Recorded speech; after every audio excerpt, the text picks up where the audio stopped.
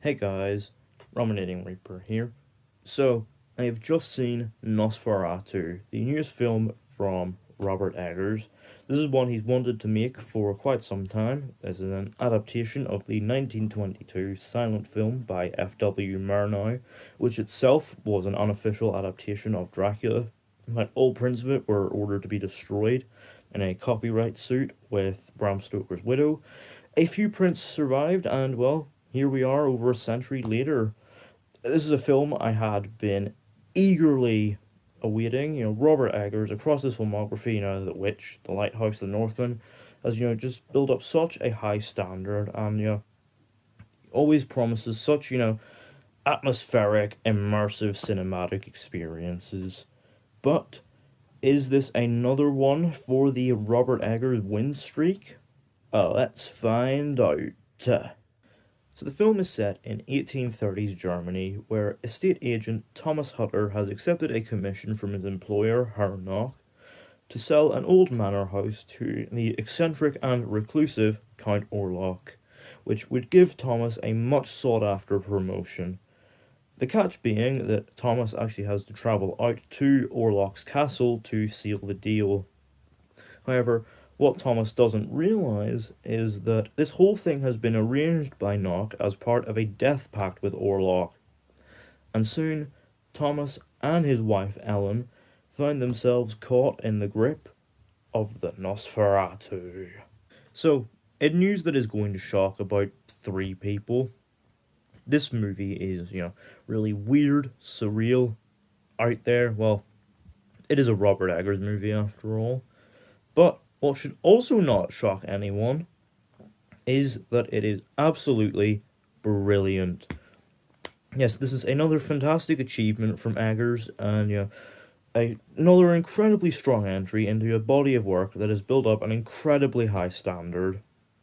Obviously, every aspect of this film's craft has been meticulously handled to create a moody, oppressive atmosphere of unease and dread. Obviously, every aspect of its production design, whether it be the locations, the sets, and the costume design, it all does a fantastic job evoking a specific place and time. That being 19th century Germany, and it's perfectly in line with this gothic horror aesthetic.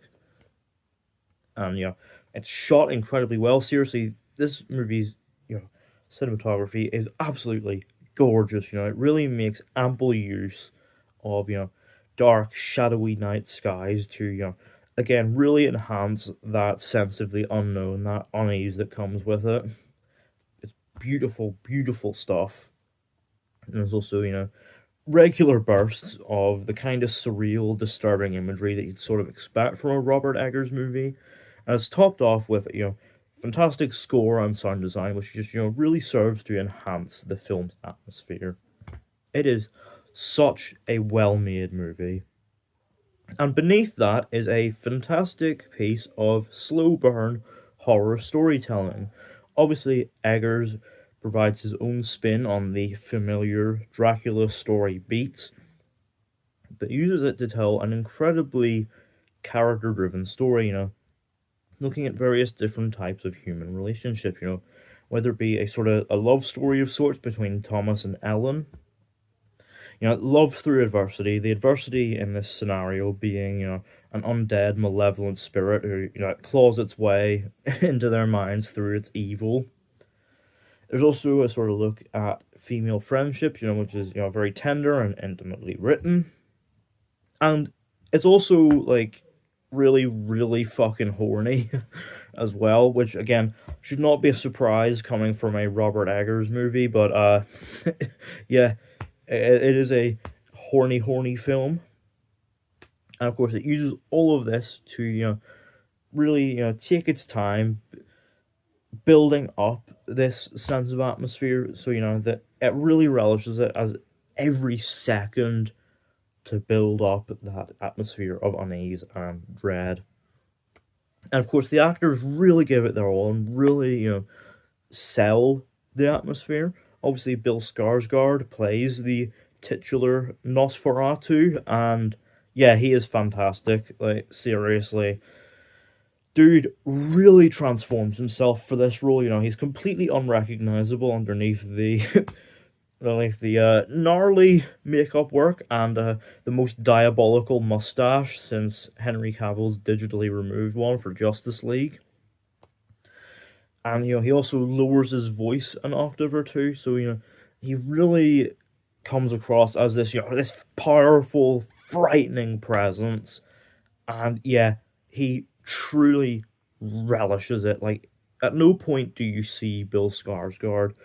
All you see is Count Orlok, and he is brilliant. Probably the best performance I have seen from him. You also have Nicholas Hoult and Lily Rose Depp as Thomas and Ellen Hutter.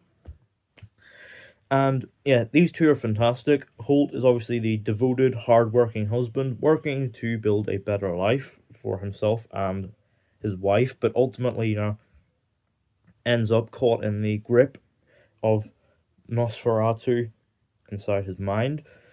While Depp obviously is the devoted wife, you know, loyal to her husband, and yeah, who also, you know, has struggles, you know, nightmares of her own within there, which obviously only get worse upon the arrival of the Nosferatu. And, you know, both of them are absolutely fantastic.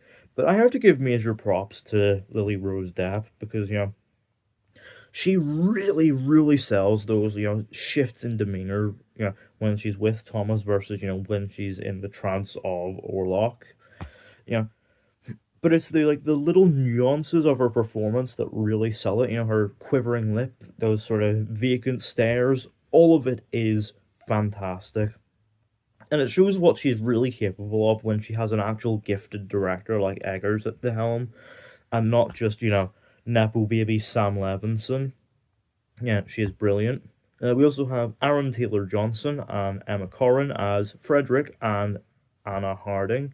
You know, they both do a great job as this couple who, you know, contrast in how they handle this crisis. Obviously, Frederick is a bit of a skeptic, while Anna, you know, becomes a very close friend of Ellen's and, you know, is very loyal to her and, you know, by her side through all her, you know, struggles, you know, her fears. You know, again, both of them do a great job. Again, this is what Aaron Taylor Johnson is capable of when, you know, he has an actual good script and not Craven the Hunter. But yeah, Emma Corrin of the two is easily the highlight. You know, they, you know, really, really relish this role. And rounding things off, we have Willem Dafoe as this slightly eccentric Professor Von Franz. And look, it's a Willem Dafoe performance in a Robert Eggers movie. Yeah, it's absolutely brilliant. What else were you expecting? We also have the national treasure that is Ralph Ineson, has this doctor who is brought onto the case, and yeah, you know, his, you know, wonderful voice really really carries every scene he's in. Just, yeah, he's brilliant.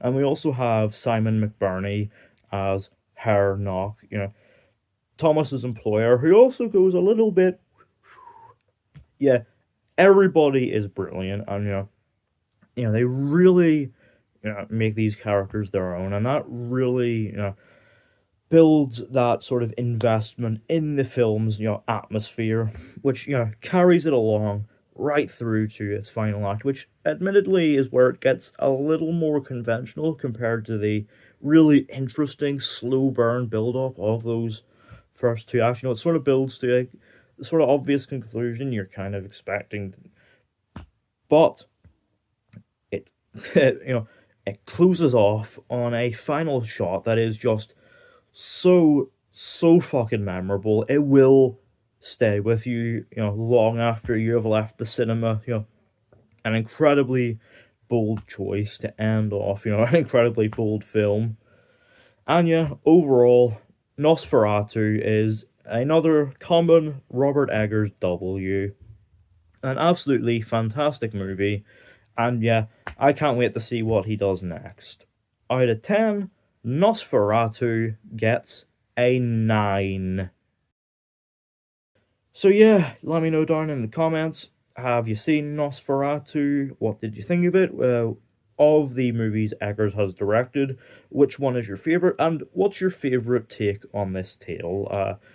Are you a Murnau purist, or are you partial to Herzog's version, or has recency bias slipped in and given Eggers the win? Let me know all that down in the comments. Don't forget to hit the thumbs up button if you enjoyed. Don't forget to hit the subscribe button if you're new, and don't forget to turn on post notifications so you don't miss an upload.